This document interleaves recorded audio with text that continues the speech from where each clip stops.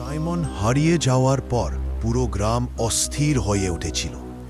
দাদু প্রতিদিন নদীর ঘাটে গিয়ে দাঁড়িয়ে থাকতেন, হয়তো সাইমন ফিরে আসবে, হয়তো ডাক দেবে।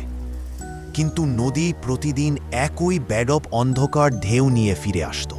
একদিন দুপুরে গ্রামের চৌকিদার হঠাৎ দাদুর বাড়িতে ছুটে এলো। তার হাতে ভেজা একটা কাপড়, সাইমনের শার্ট। চাচা, এটা পেয়েছি বাঁশারের ভিতর, মনে হয় সাইমনেরই।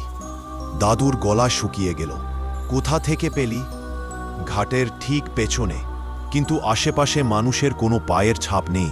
কাদামাটিতে শুধু লম্বা দাগ, যেন কিছু একটা টেনে নিয়ে গেছে।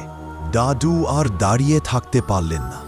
তিনি শার্টটা বুকে চেপে ধরে ঘাটের দিকে ছুটলেন। কিন্তু ঘাটে পৌঁছে দেখলেন পুরো জায়গাটা অদ্ভুত নীরব। নদীর স্রোতও যেন থম মেরে আছে।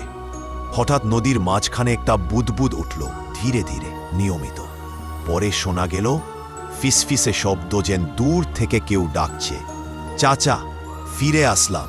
দাদুর শরীর অবশ হয়ে গেল। কিন্তু পুরো ঘটনা কেউই বিশ্বাস করতে পারল না।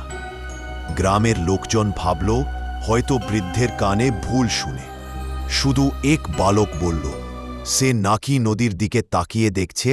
পুরনো নৌকাটা দেওয়ের ওপর একটু ভেসে ওঠে, আবার অদৃশ্য হয়ে যায়।